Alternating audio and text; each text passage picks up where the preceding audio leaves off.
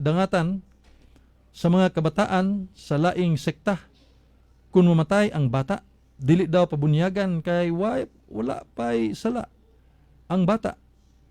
Si Publio Sinugaya ni sa Kabanglasan Bukidnon. Salamat kay Brother Publio diha sa Kabanglasan, mga kaigsunan, no? Sa Bukidnon. Tungtak na alas 7:36 na sa kagabion, mga kaigsunan. Well, importante kayo ang bunyag atong hisgutan kaganiha, mga kaigsunan. Apan lagi tungod kay ang atong mga kaigsunan nagdili sa pagbunyag kanila nga mga bata kay naman po na sila basihan igsuon. Inapo kunuhay sila kutloon diha sa balaang kasulatan kay naa man god, no? Diha sa San Marcos kapitulo 10 bersikulo 14 kay ang bunyag di na kinahanglanon alang sa mga bata tungod kay ang gingharian sa langit alang man sa mga bata sama kanila, mga kaigsunan. Mao nang di na kinahanglan nga bunyagan sila. Apan natong mga Katoliko, mga kaigsunan, dili mahimo nga dili pagabunyagan nga naman kay klaro kana diha sa balaang kasulatan.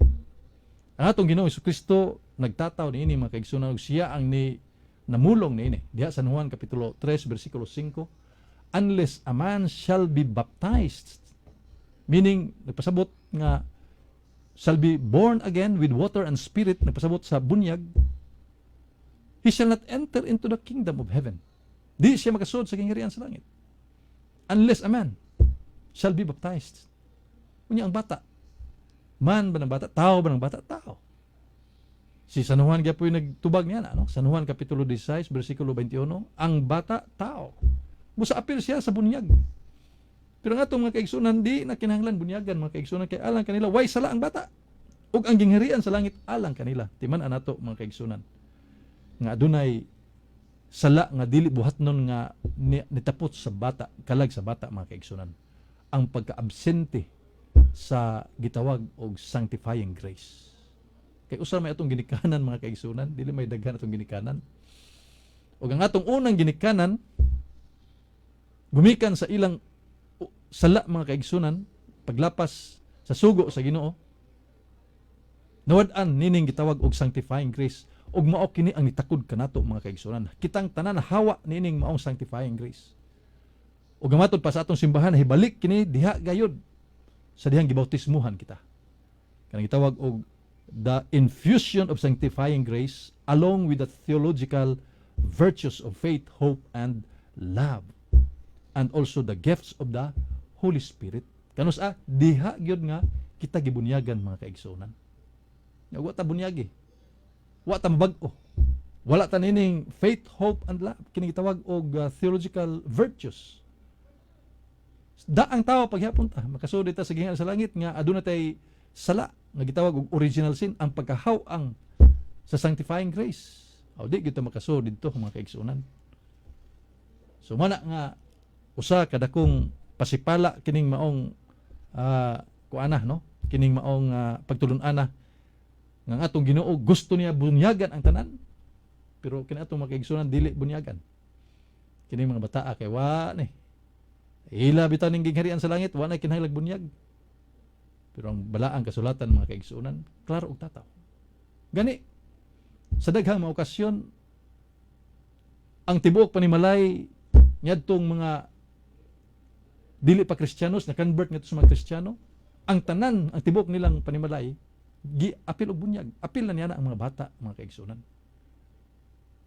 Nasa buhat sa mga Apostoles kapitulo 16 bersikulo 15.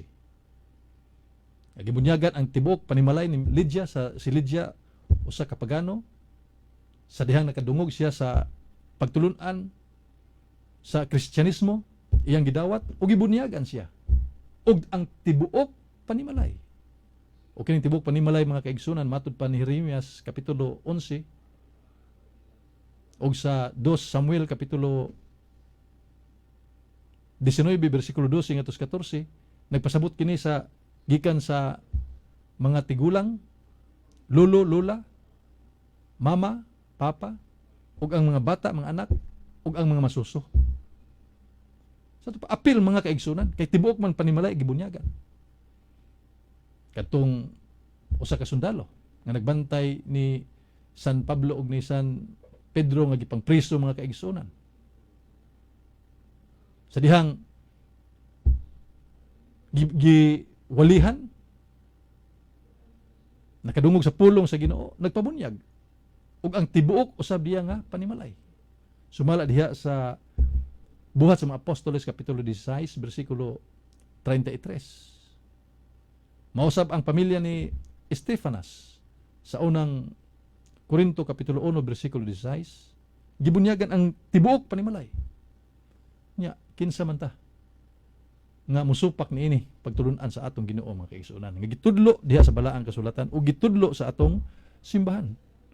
Mo na nga di lang nato ingnon nga kini mga kabataan nga walay bunyag, imong isgutan din unsa may dangatan nila, di nato ingnon nga maimpierno ni, no?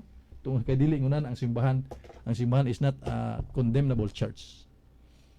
Hinuon ang ato ang Santo Papa kanhi si Pope John Paul II, usa na ka santos karon mga kaigsunan, ingon nga for those children who have died without baptism, we shall entrust them to the mercy of God.